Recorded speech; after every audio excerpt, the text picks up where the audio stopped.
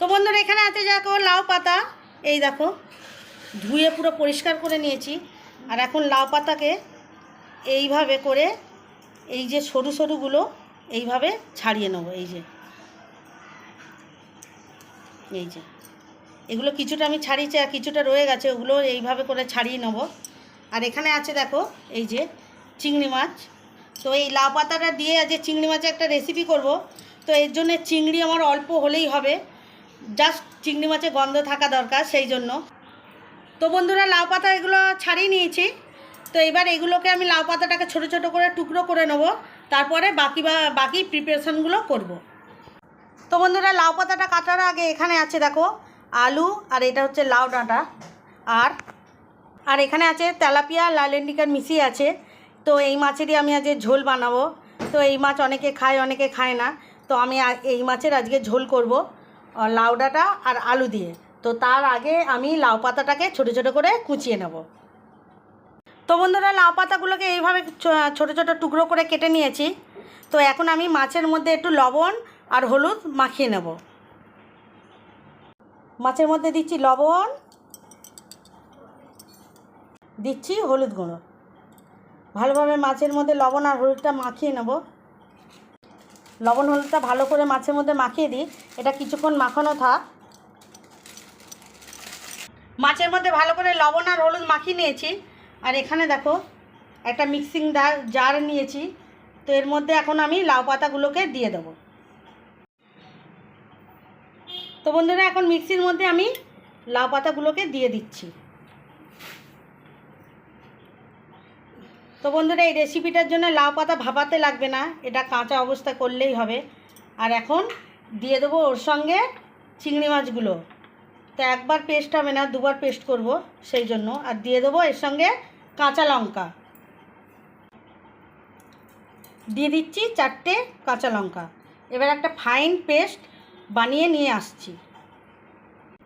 তো বন্ধুরা পেস্ট করে নিয়ে চলে এসেছি, এই দেখো একদম ফাইন পেস্ট বানিয়েছি। একটু গোটা চিংড়িও নেই, লঙ্কাও নেই, পাতাগুলো গোটা নেই, একদম ফাইন পেস্ট করেছি। তো বন্ধুরা এটা ততক্ষণ সাইডে থাক। তো চলো আগে মাছের ঝোলটা বসিয়ে দেবো, তারপরে এই রেসিপিটা করব। কড়া গরম হয়ে গেছে, এখন কড়ার মধ্যে দিচ্ছি সর্ষের তেল, মাছ ভাজবো। তেল গরম হয়ে গেছে, এখন দিচ্ছি মাছগুলো।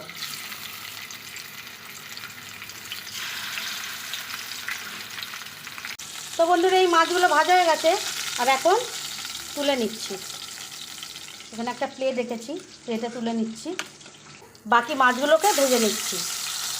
তো বন্ধুরা এই মাছগুলো আমার ভাজা হয়ে গেছে, এবার তুলে নেব। তো বন্ধুরা মাছগুলোকে সব তুলে নিয়েছি। এবার ওই একই তেলে ফোড়ন দেব। আমি এক ফোড়নেই আজকে তরকারিটা করে নেব।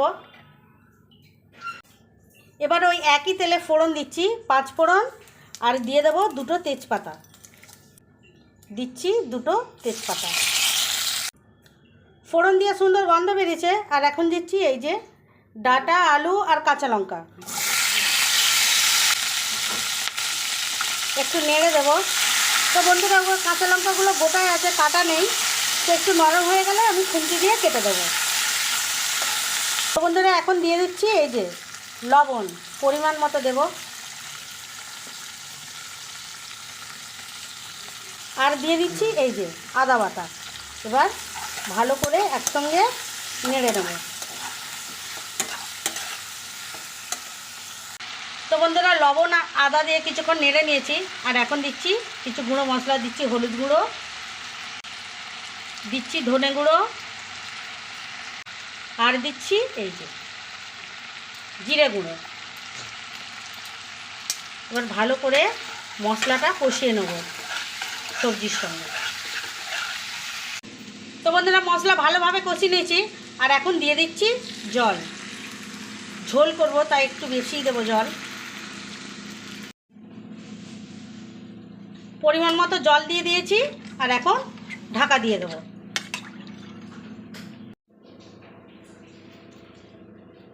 এখন একটু ঢাকা দিয়ে দিচ্ছি। তো বন্ধুরা আমি ঝোলটা এইদিকে বসিয়ে দিয়েছি, এইদিকের গ্যাসে। আর এইদিকে একটা দেখো কড়া বসিয়ে দিয়েছি লাউ পাতাটা করব বলে। তো বন্ধুরা কড়া গরম হয়ে গেছে, এখন কড়ার মধ্যে দিচ্ছি সর্ষের তেল, দিয়ে দিচ্ছি একটা শুকনো লঙ্কা, আর দিচ্ছি কালো জিরে। এটাকে আমি হাতে ঘষে নিয়ে তারপর ব্যবহার করছি। ফোড়ন দিয়ে সুন্দর গন্ধ বেরিয়েছে, এখন দিচ্ছি এই যে লাউ পাতা বাটাটা।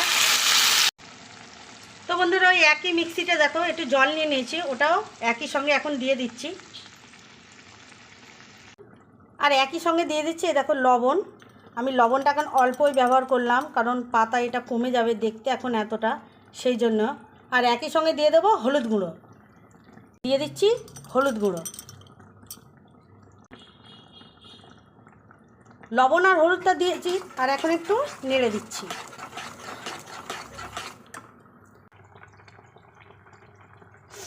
একবার নেড়ে দেবো, দেখছি আলু সেদ্ধ হলো কিনা।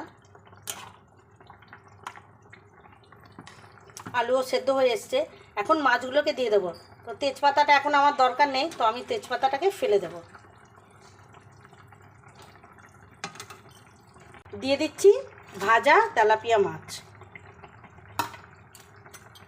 একটু ঝোলের মধ্যে মাছগুলো এইভাবে ডুবিয়ে দেবো।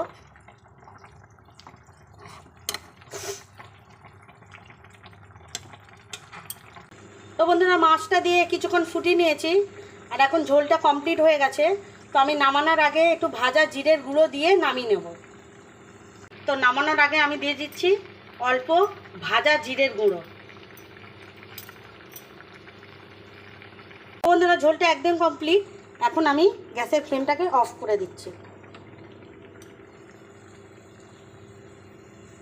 তো বন্ধুরা লাউ পাতার জলটা একদম শুকনো হয়ে এসছে, এই দেখো এটা হয়নি, আর একটু কষতে হবে। এটা ততক্ষণ কষাতে হবে যতক্ষণ এর তেল না ছেড়ে যায়। তো বন্ধুরা এখন আমি একটু দিয়ে দিচ্ছি এই যে অল্প করে চিনি। এটা অপশনাল, এটা তোমরা নাও দিতে পারো। তো বন্ধুরা এটা প্রায় হয়েই এসছে, এই দেখো অল্প তেলও ছেড়ে দিয়েছে, এই দেখো। আর কিছুক্ষণ নেড়ে নামিয়ে নেব। তো বন্ধুরা রেসিপিটা আমার একদম কমপ্লিট, আর এই দেখো ভাইদারের তেলও ছেড়ে দিয়েছে। তো এইবার আমি এই পাতা বাটাটাকে নামিয়ে নেব। তো বন্ধুরা একটা প্লেটের মধ্যে আমি এই পাতা বাটাটাকে নামিয়ে নিয়েছি। তো বন্ধুরা আমার দুটো রেসিপি কমপ্লিট, তোমাদের একবার দেখিয়ে দেবো। তো বন্ধুরা রান্নাটা অনেকখানি হয়ে গেছে, তো আমি একটু ঘরে গেছিলাম রেস্ট নিতে। তো চলো তোমাদের একবার রেসিপিগুলো দেখিয়ে দিই। তো বন্ধুরা এখানে আছে দেখো লাউ ডাঁটা তেলাপিয়া আলু দিয়ে মাছের ঝোল, আর এখানে আছে দেখো চিংড়ি দিয়ে লাউ পাতা বাটা। তো বন্ধুরা রেসিপিগুলো তোমাদের কেমন লাগলো আমাকে কমেন্টস করে জানাবে, আর ভালো লাগলে আমার চ্যানেলটাকে সাবস্ক্রাইব করে আমার পাশে থাকবে। তো আজকের মতো এইটুকুই, টাটা।